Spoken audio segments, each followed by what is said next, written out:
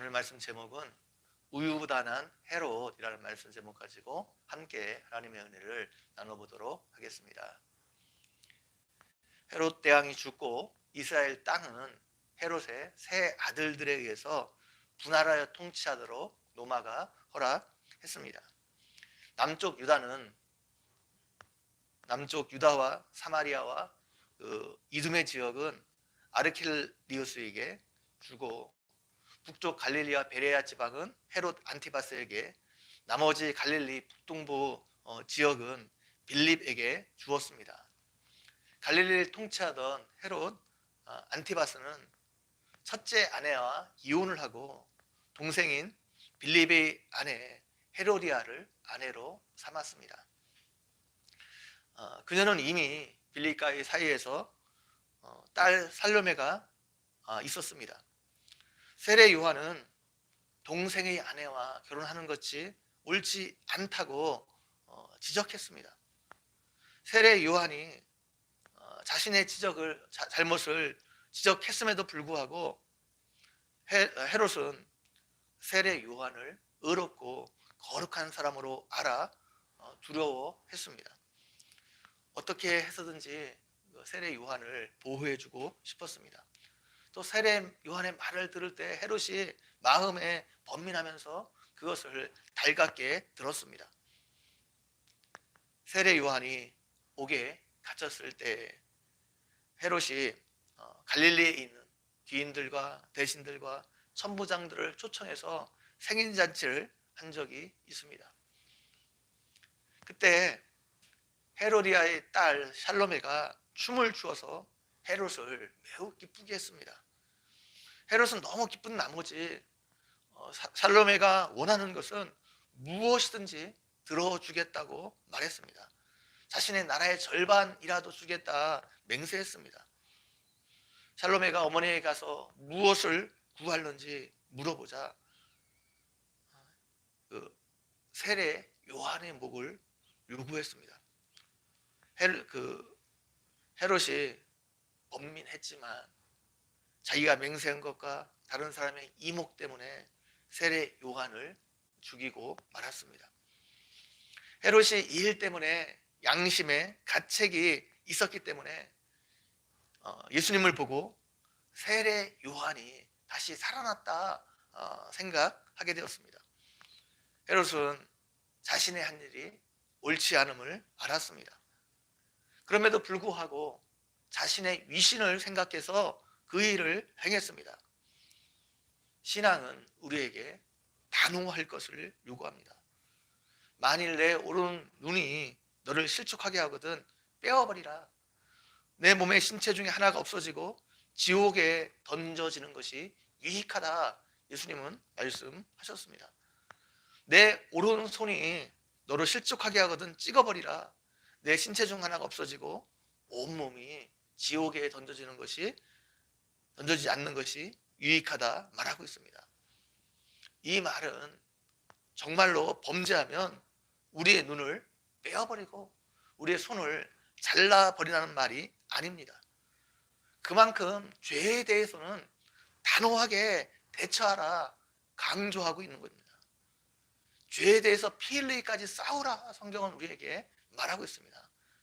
그렇게 단호하지 않으면 우리가 죄의 유혹을 이길 수 없기 때문입니다.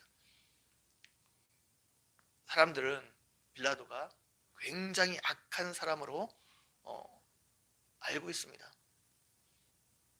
그가 물론 악한 사람이지만 그가 예수님을 죽이는 일에 관여는 했지만 빌라도가 예수님을 신문하고 예수님이 죄가 없음을 알고 처음에는 예수님을 살려 주려고 여러 번 시도했습니다. 그래서 유대인의 절기가 되면 죄인 중에 한 명을 사면해 줄 수 있는데 이것으로 예수님을 살려주려고 했습니다. 그런데 백성들이 예수님 대신에 바라바를 살려달라고 요구하면서 소리를 질렀습니다. 예수님을 살려주었을 경우 예루살렘에 큰 소요가 일어날 수 있었습니다. 그러면 로마에서 이것에 대한 책임을 물어 자신을 총독에서 사임시킬지도 모른다는 두려움이 그에게 임했습니다. 자칫 예수님을 살리려 하다가 자신의 정치적 생명이 끝날 수 있다 생각했습니다. 그래서 예수님을 죽이는 것이 옳지 않다는 것을 알면서도 예수님을 죽이는 일에 가담하고 말았습니다. 이것이 빌라도의 일생의 큰 오점이 되고 말았습니다.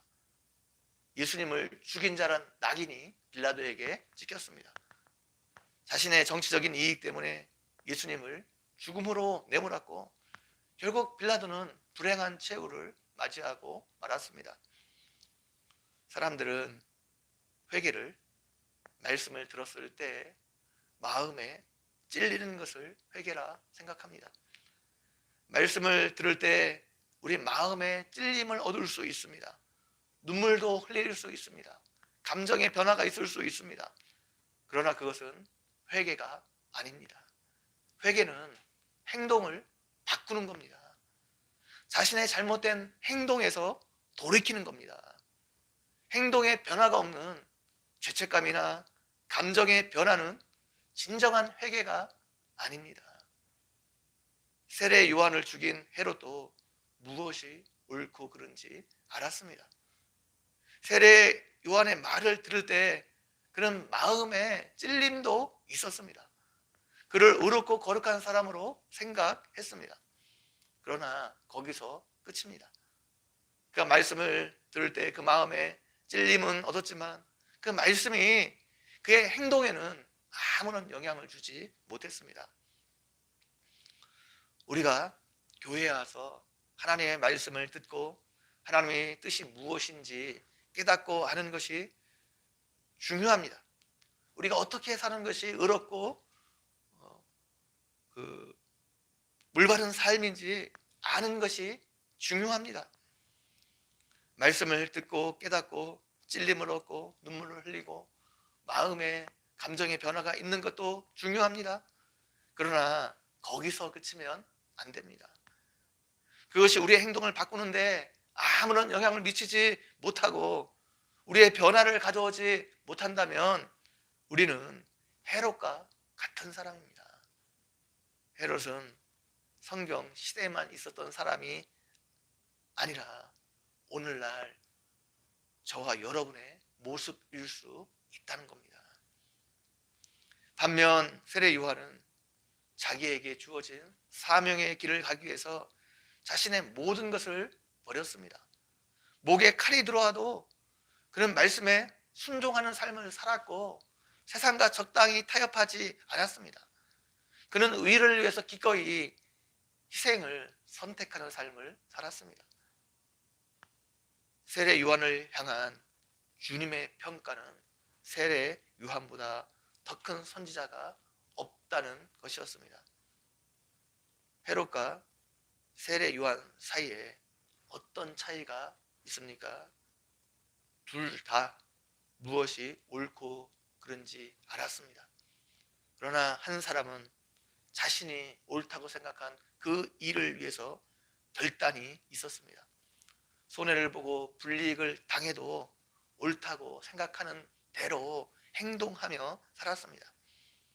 그러나 헤롯은 우유부단한 사람이었습니다. 다른 사람의 이목과 자신의 이익 때문에 옳은 것을 선택하지 못했습니다. 하나님 나라는 세례 요한과 같이 세상과 타협하지 않는 사람을 통해서 드러나고 확장하게 되어 있습니다. 세례 요한 같은 사람을 통해서 하나님은 영광을 받으십니다. 우리는 헤롯처럼 말씀을 듣고 감정적으로 찔리고 감정의 변화에만 그치면 안 됩니다. 그 말씀이 우리의 삶과 행동에 영향을 미쳐야 됩니다. 행동의 변화가 있어야 됩니다. 그래야 하나님을 기쁘시게 하는 자가 될 수 있습니다. 오늘 예배 참석한 여러분 모두는 세례 요한처럼 모든 삶의 행동을 주님을 기쁘시게 행함으로 하나님께 귀하게 쓰임받는 여러분 모두가 되기를 주님의 이름으로 간절히 축원드립니다. 한번 기도드리겠습니다. 하나님, 오늘도 말씀을 통해서 우리에게 은혜 주신 것 너무나 감사합니다. 하나님, 세례 요한처럼 우리가 하나님의 말씀에 세상과 타협하지 않게 도와주시고, 그 말씀이 우리의 삶의 행동의 변화로 일으키도록 우리가 결단하고 또 행하는 삶, 순종하는 삶을 살 수 있도록 함께 해주시기를 원합니다. 헤롯처럼 감정의 변화만 있고 우유부단함으로 말씀에 순종하지 못하고 말씀대로 살지 못하고 옳지 못한 일을 행하는 일에 참여하지 않도록 하나님께서 함께 해주시기를 원합니다. 감사합니다. 예수님의 이름으로 기도 올려옵나이다. 아멘.